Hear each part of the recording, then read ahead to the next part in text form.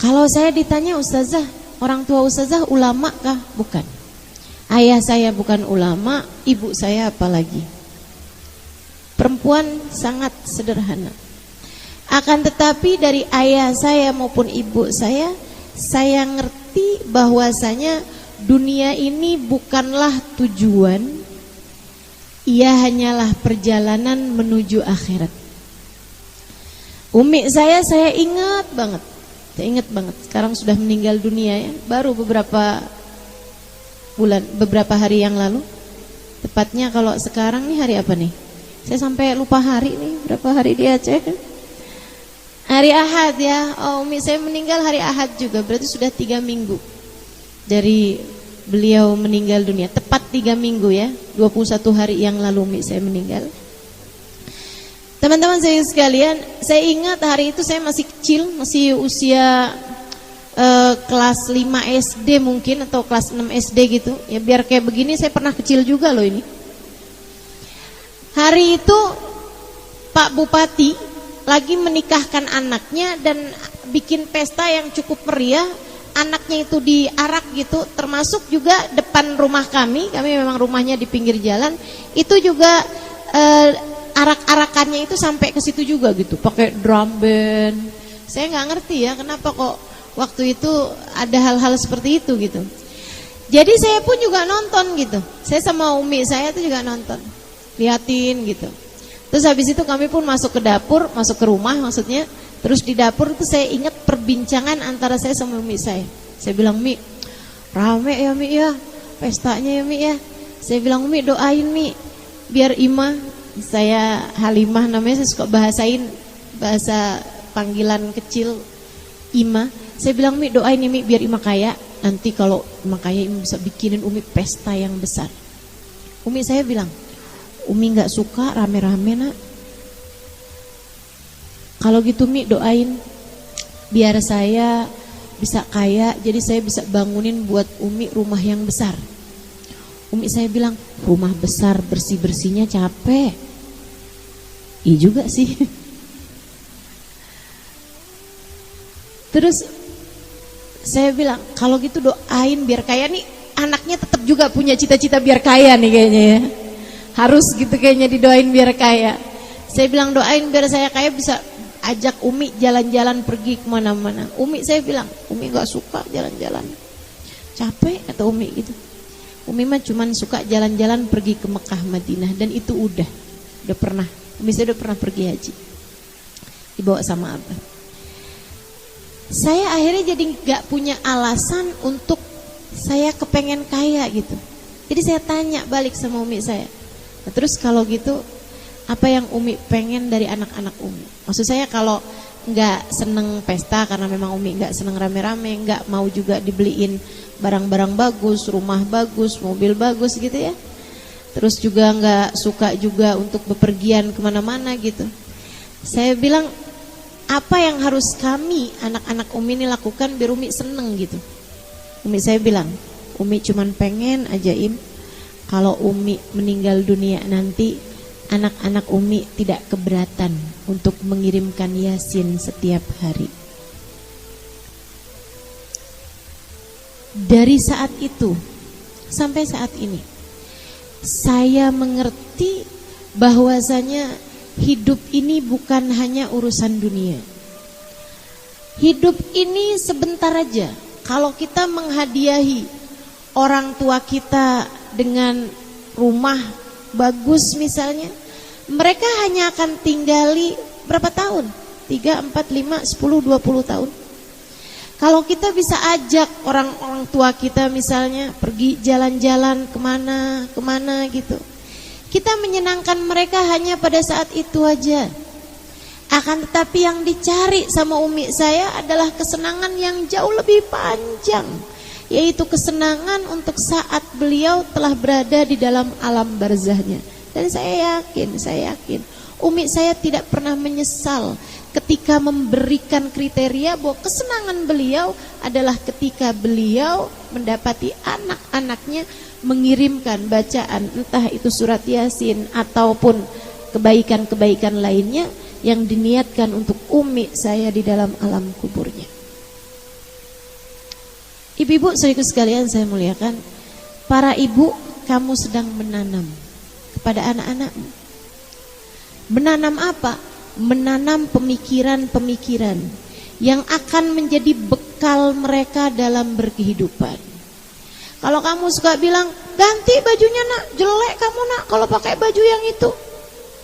Misalnya, kamu sedang menanamkan faham dalam anak-anakmu bahwasanya kecantikan mereka adalah sesuatu hal yang sangat penting bagi kehidupan mereka di dunia ini. Nak, ganti bajunya, kita mau pergi kondangan. Mama malu kalau kamu bajunya jelek. Kamu sedang menanamkan faham dalam diri anak-anakmu bahwasanya kalau mereka pakai baju yang jelek, kamu malu. Bahwa kemuliaanmu ada pada pakaian yang dipakai oleh anak-anakmu, dan itu akan lahir pemikiran dalam hati anak-anakmu bahwasanya pakaian yang bagus dapat memuliakan mereka, pakaian yang jelek membuat mereka hina hidupnya. Hati-hati sama pemikiran-pemikiran yang selama ini kamu masukkan dalam hati anak-anakmu, teman-teman saudara sekalian. Abah saya seorang yang cinta Al-Quran, dan itu juga melahirkan pemahaman dalam diri saya sejak saya kecil untuk gimana caranya biar saya bisa ngerti Al-Quran.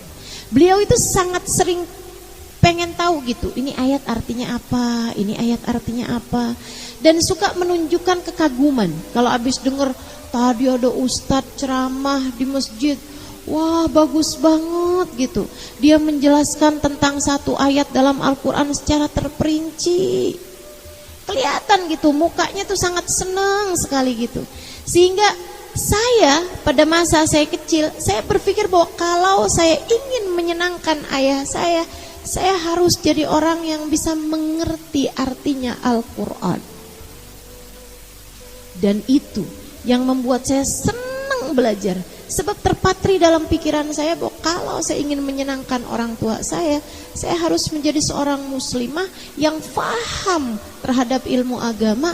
Dan nanti kalau orang tua saya sampai tidak ada di atas muka bumi ini, saya harus menjadi orang-orang yang dapat selalu mengalirkan pahala ke dalam kubur orang tua saya.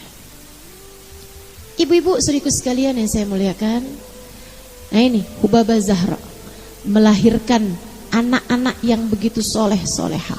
Kenapa? Kata beliau, kalau kamu ingin anak-anakmu soleh-solehah, kamunya sebagai ibu harus solehah. Sebab kamu tiangnya. Anakmu bersandar padamu, Bu. Anakmu bersandar padamu. Sebagai tiang kamu gak harus cantik. Tiang itu jarang-jarang kok dihias-hiasi gitu. Malahan kita kalau masuk rumah suka gak ketahuan tiangnya ada di mana aja. Tiang gak harus cantik ibu-ibu saudaraku sekalian, akan tetapi tiang harus kuat. Sebagai perempuan kamu harus jadi perempuan yang kuat. Sebagai perempuan kamu harus jadi perempuan yang kuat. Oh gitu Ustazah, kalau gitu saya latihan karate. Perempuan harus kuat. Saya kuat Ustazah. Selama ini saya kalau ngangkat galon saya. Suami saya gak kuat angkat galon, saya yang angkat. Saya yang gantiin listrik. Kalau listriknya mati, saya yang kerjain semuanya Ustazah dalam rumah. Bukan itu yang saya maksudkan. Kuat itu bukan seperti itu ibu-ibu sekalian. Lantas gimana maksudnya perempuan yang kuat? Perempuan yang kuat hatinya, sehingga kekuatan hati itu akan mampu ia sebarkan kepada suaminya, kepada anak-anaknya. Kuat hatinya seperti Sayyidah Khadijatul Kubra. Teman-teman saudariku sekalian yang saya muliakan, Sayyidah Khadijah ini saya liatin di majelisnya namanya Majelis Khadijah Kubra, bukan? Betul ya? Sayyidah Khadijah itu adalah seorang perempuan, salah satu dari perempuan yang paling kuat yang pernah saya lihat, yang pernah saya dengar ceritanya di atas muka bumi ini. Teman-teman saudaraku sekalian yang saya muliakan, kuat apanya beliau? Kuat secara hatinya, kuat terhadap rasanya. Saudariku sekalian yang saya muliakan, lihat bagaimana kekuatan Sayyidah Khadijah. Saat Nabi Muhammad sallallahu alaihi wasallam datang dengan menggigil badannya, 15 tahun usia pernikahan mereka kala itu. Sayyidah Khadijah menikah di usia 40 tahun, Nabi Muhammad waktu itu usia 25 tahun. Ketika 15 tahun kemudian Nabi Muhammad usia 40 tahun, beliau datang dari Gua Hiro. Setelah berhari-hari ada di sana, diturunin wahyu oleh Allah Subhanahu wa taala dengan datang malaikat Jibril bawa perintah, "Iqra ya Muhammad, baca wahai Muhammad." Tapi Muhammad bilang, "Ma'an nabi qari, saya enggak bisa baca." Didekap sama malaikat Jibril, hatta dhanantu annahul maut, sampai dikirain nabi itu adalah kematian. Dilepasin lagi sama malaikat Jibril, "Iqra ya Muhammad, baca wahai Muhammad." Nabi Muhammad bilang, "Ma'an nabi qari, saya enggak bisa baca." Didekap lagi sama malaikat Jibril sampai 3 kali berturut-turut. Kemudian Nabi Muhammad bertanya, "Mada aqra, apa yang mesti saya baca?" Malaikat Jibril berkata, "Iqra bismi rabbikal ladzi khalaq, khalaqal insana min 'alaq, iqra wa rabbukal akram, alladzi 'allama bil qalam, 'allamal insana ma lam ya'lam." Itu Nabi Muhammad keluar dari gua dengan tergopoh-gopoh, dengan terjatuh-jatuh. Nabi Muhammad jalan terus menggigil tubuhnya, teman-teman sekalian, karena ketakutan yang luar biasa atas apa yang terjadi.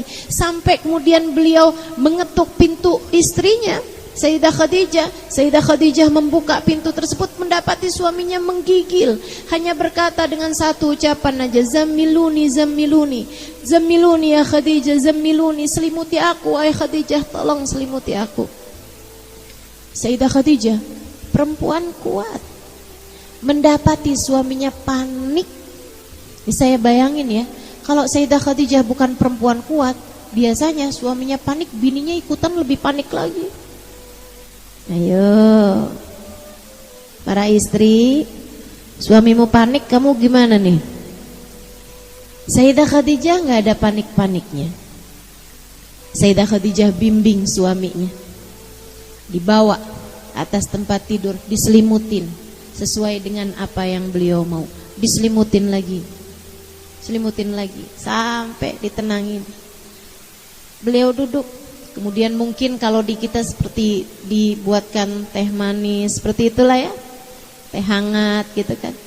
Kemudian duduk di sampingnya, gak ada nanya, gak ada tanya, "Kenapa sih Muhammad kamu segitu ketakutannya?" Gak ada, tungguin aja. Sampai suaminya cerita sendiri, "Tadi Khadijah waktu saya di gua, tadi saya didatangi seorang, dia sangat putih bajunya, sangat hitam rambutnya, tapi saya nggak kenal sama dia Khadijah. Dia bilang, 'Iqra ya Muhammad.' Saya bilang, 'Ma ana biqari,' saya nggak bisa baca. Dudekap saya Khadijah." Diceritain sama Nabi Muhammad alaihissalam. Sayyidah Khadijah dengerin aja. Nih istri yang kuat tuh yang seperti itu tuh. Suaminya curhat, nggak kemudian ditimpalin dengan keadaan yang lebih mengenaskan lagi gitu. "Segitu aja kamu curhat, kamu tuh gak tahu, saya tuh juga sering kayak gitu." Gak gitu, didengerin dengan baik. Teman-teman saya sekalian, saatmu menjadi telinga, jadilah telinga yang baik buat suamimu. Kasih dua-dua telinga itu kepadanya. Jangan cuma dengerin dengan setengah telinga, dengan satu telinga misalnya gitu ya. Habis itu kemudian gak lama dari suami cerita udah kedengeran suara dengkurannya.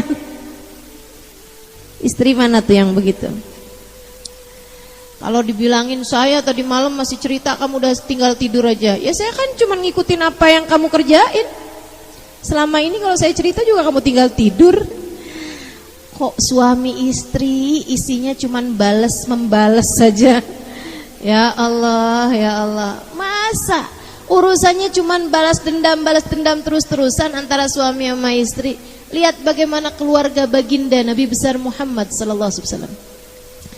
Saat Nabi Muhammad cerita, ditungguin, didengerin sampai selesai. Habis selesai, Sayyidah Khadijah nanya gini nih, saya enggak tambahin, enggak kurangin dari teks asli ceritanya, kisahnya, ucapan-ucapan Sayyidah Khadijah. Sayyidah Khadijah nanya begini nih, "Wa ma tahsyah ya Muhammad?" Dan apa yang kamu takutkan wahai Nabi Muhammad, wahai Muhammad? Belum jadi nabi ya. Amin mesin ya musuh. Kamu takut ada kayak setan, jin gangguin kamu, kekuatan-kekuatan sihir gitu. Zaman itu banyak sihir-sihir ya. Apa itu yang kamu takutkan? Kamu kayak disantet, kamu kayak dijahatin, atau ada kekuatan-kekuatan supranatural gitu yang gangguin kamu, ada makhluk apa tuh namanya? Makhluk mistis gitu gangguin kamu. Seperti itu wahai Muhammad, kamu takut? Nabi Muhammad mengangguk. Teman-teman saudara sekalian saya muliakan, kemudian Sayyidah Khadijah menjawab, Innallaha la yukhzika abada. Wahai Muhammad, kamu harus tahu Tuhanmu tidak akan pernah menyusahkanmu. Tuhanmu gak akan bikin kamu susah wahai Muhammad. Innaka latasilur rahim wa innaka latuqrid dhaif wa innaka latakilul aitam. Orang sepertimu tidak akan pernah dikecewakan oleh Tuhan wahai Muhammad, sebab kamu adalah seorang yang selalu menyambung hubungan kekerabatan. Kamu adalah seorang yang selalu menjamu tamu. Kamu adalah seorang yang selalu menyantuni anak yatim. Orang sepertimu wahai Muhammad akan selalu disayang oleh Tuhan. Kurang lebih seperti itu teman-teman saya sekalian, kalau diartikan dalam bahasa Indonesia. Tuhanmu tidak akan pernah mengecewakanmu. Sehingga sekalian saya muliakan, ini ucapannya Sayyidah Khadijah oleh para ulama ahli sejarah kayak semacam ditulis dengan tinta emas gitu. Kenapa gitu? Ini perempuan sangat kuat sekali. Ia tahu bahwa dalam keadaan-keadaan tertentu suaminya itu perlu untuk dikuatkan. Saat lemah, suami perlu dikuatkan. Kalau kamu sedang perlu menguatkan, sebutkan kebaikan-kebaikannya suamimu. Halo? Kalau suamimu sedang ingin dikuatkan, puji-puji suamimu, sebutkan kebaikan-kebaikan suamimu. Gitu loh caranya jadi perempuan kuat. Gitu caranya jadi perempuan mulia.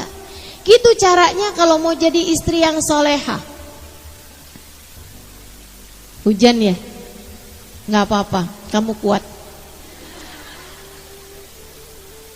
Tenang, hujannya masih hujan air, ya kan?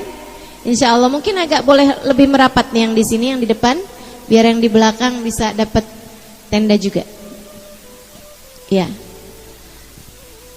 Jadi bisa muat, nggak ada yang kehujanan, boleh mundur atau maju.